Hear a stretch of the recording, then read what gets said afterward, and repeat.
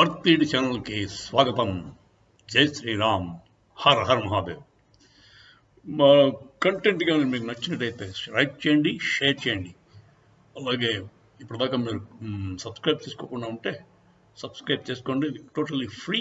పక్కనే bell icon ఒకటి ఉంటుంది, అది నొక్కితే మీకు నోటిఫికేషన్స్ కూడా వస్తాయి. వాళ్ళ కంటెంట్ ఏంటంటే రష్యా ఆల్రెడీ 2+ years నుంచి యుక్రెయిన్తో వార్లో ఉంది. అయినా కూడా దాని జీడిపి, ఈ గ్రాస్ డొమెస్టిక్ ప్రోడక్ట్, జిఎన్ఐ అంటే అది కూడా బాగా ఇంక్రీజ్ అయింది. వరల్డ్ బ్యాంక్ ఈ మధ్య డిక్లేర్ చేసింది ఏమిటంటే ఈ మధ్య వాళ్ళ ఎకానమీ చాలా బాగా ఉంది. గ్రాస్ నేషనల్ ఇన్కమ్ అంటే పర్ క్యాపిటల్ ఇన్కమ్ ఉంటుంది. ఒక మనిషి ఎంత సంపాదిస్తున్నాడు దాన్ని బట్టి ఇక రిచ్ నేషనా పూర్ నేషనా అని డిసైడ్ చేశారు.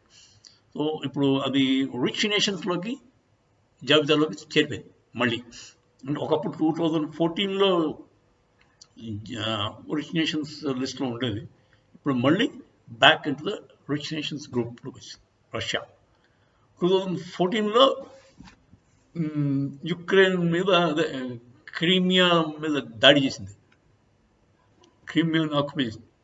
అప్పటి నుంచి కూడా శాంక్షన్స్ విధించాయి ఈ వెస్టర్న్ కంట్రీస్. అప్పటి నుంచి వాళ్ళ జీడిపి, జిఎన్ఐ రెండు కూడా డౌన్ అయ్యాయి. కాకపోతే మళ్ళీ ఈ మధ్య కాలం పుంజుకుంది. ఎలా పుంజుకుంది అంటే, ఇప్పుడు రష్యాకి శాంక్షన్స్ ఉన్నాయి, ఇంకా 1600 పైన శాంక్షన్స్ ఉన్నాయి. అని చాలా దేశాలు విధించాయి, మెయిన్లీ వెస్టర్న్ కంట్రీస్. యుఎస్, దాని allies, US, UK, European union, Australia, Japan, ఇలాంటి దేశాలన్నీ కూడా శాంక్షన్స్ విధించడంతో వాళ్ళతో ట్రేడ్ తగ్గింది. కాకపోతే ఆల్టర్నేటివ్ సోర్సెస్ వెతుక్కుంది రష్యా. ఆ వెతుక్కుని ఇప్పుడు మళ్ళీ వాళ్ళ ట్రేడ్ పుంజుకుంది, వాళ్ళ ఎకానమీ కూడా బూమ్ అవుతుంది. సో ఇంకోటి ఏంటంటే, వార్ వల్ల ఎకానమీ డెవలప్ అయింది. విచిత్రం, వార్ వల్ల నార్మల్గా ఎకానమీస్ పడిపోదు, కానీ వీళ్ళకి రివర్స్. ట్రేడ్ ఏమో ఇప్పుడు మా ఆల్టర్నేటివ్స్ అన్నాం కదా, ఆల్టర్నేటివ్ ట్రేడ్ ఎవరితోటి? చైనా, నార్త్ కొరియా, తర్వాత ఇరాన్, ఇలాంటి కంట్రీస్ అన్నింటితో వాళ్ళ allies, అంతకుముందు allied, వాళ్ళతో ట్రేడ్ చేసుకుంటున్నారు. అవి కాకుండా న్యూట్రల్ కంట్రీస్ ఉన్నాయి కదా, ఇండియా, తర్వాత సౌదీ అరేబియా కూడా ఉన్నట్టుంది, గల్ఫ్ కంట్రీస్ కొన్ని. ఇండియా మెయిన్లీ న్యూట్రల్ కంట్రీస్లో వీళ్ళతో ట్రేడ్ మంచిగా చేసుకుంటుంది, అండ్ దానివల్ల డబ్బులు బాగా వస్తున్నాయి.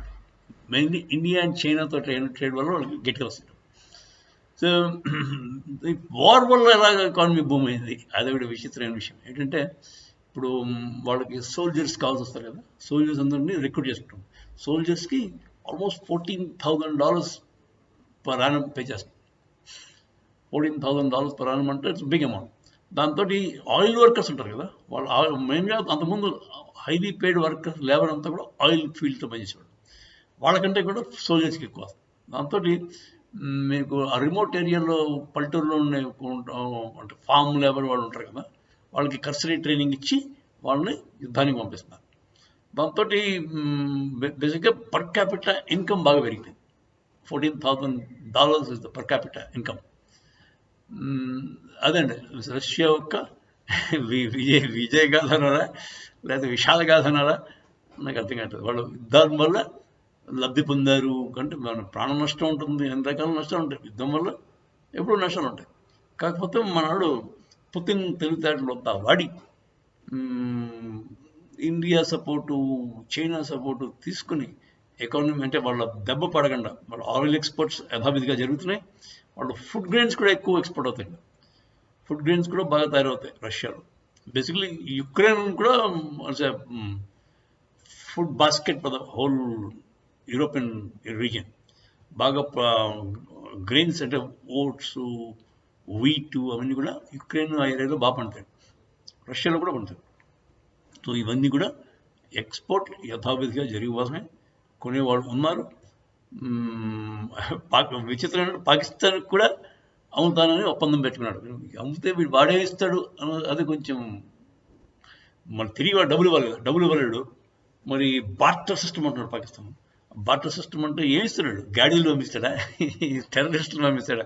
ఆల్రెడీ రష్యాకి వాడంటే ఒళ్ళంతా మండుతుంది. ఎందుకంటే అదేదో ISIPK అని ఒకటి కొత్త ఆర్గనైజేషన్, ISPK, వాళ్ళు అటాక్లు ఇస్తున్నారు. మాస్కోలో కూడా అక్కడ కూడా టెర్రరిస్ట్ అటాక్ జరిగాయి. దాంతో బాగా మండిపడి ఉన్నాడు రష్యా వాడు.